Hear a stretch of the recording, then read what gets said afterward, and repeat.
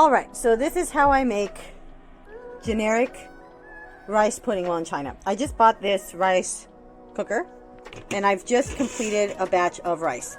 My rice a couple days ago came out really sticky, and not a very good consistency, but so I have my rice.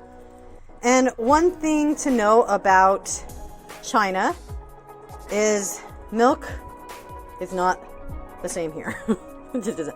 So this is the one that I found because in China, a lot of things that should be salty or should not be sweet are sweet. And a lot of things that should be I already said that. And a lot of things that are sweet are salty. A lot of things that should be sweet are salty. There we go. So, point in case, sunflower seeds, that's my biggest thing. Most of them are sweet. It takes a lot. The green bags are the ones that are salty that I've found so far. But anyway, with milk, the milk oftentimes is sweet. I'm not lying to you. Sweet milk. So, I drink a chocolate version of this that I really like. So, when I was at the store, these are only 17 kwai for, 6 of them? And I figured, I'll get that in case I want cereal. It's working really well for my rice. So the last time I made this, oh no, Julie. It took the full carton. So I just dumped this full carton in here and I stir. As you can see, the milk is, because it's called Vita Soy. I don't think it's soy milk. I think it's regular cow juicy milk. Stupid trash bags are. But whatever, it gets the job done. So I stir in this Vita Soy milk that is not a sweet milk, by the way. I believe Vita Soy makes one that is sweet, but that blue one doesn't tend to be sweet. The ironic thing is when I started to have milk again in China, because I'd gone so long without it, I had like a negative reaction to milk for a time. So I basically stir it into my rice until all the rice is not sticky and clumped together anymore and it's all saturated in the milk. So the next thing you want to do is add sugar. Now, just add whatever amount you prefer. I mean, obviously don't go overboard. Since this is my rice pudding, no one else is going to eat any unless I take it to somebody. Then I put as much sugar as I want.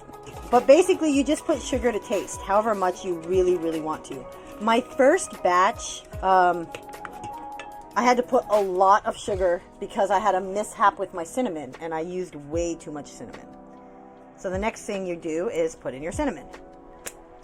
With caution, because too much cinnamon will overpower the rice.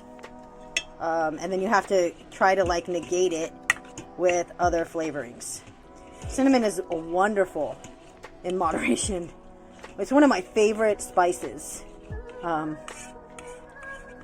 When I went to the special Starbucks roastery and I ordered a coffee and I asked for cinnamon on my coffee, they looked at me like I was insane. They gave it to me, but they looked at me like I was crazy. Alright, so, by the way, it's a flavored coffee. It's not just coffee. I only use it in my flavored coffees. I'm going to add just a little bit more. Not a lot. Because I really do like cinnamon flavor in my rice. Now, normally I would put raisins in here just because, but I don't have raisins. I have not even looked into buying raisins because I'm not a raisin fan.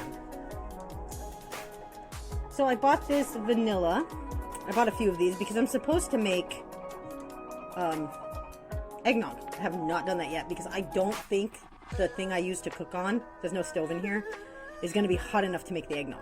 So I'm going to probably invest in a hot plate or the radiant heating thing. Is that what it's called?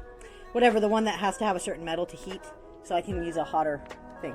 So I do a capful. So when I accidentally overpowered my rice with cinnamon, I put 3 capfuls of vanilla, hoping to overshadow the cinnamon. And boy howdy, did it overpower the cinnamon. My first batch was not lovely. This batch, however, I expect to be very good. Now, as a rule, most people when they make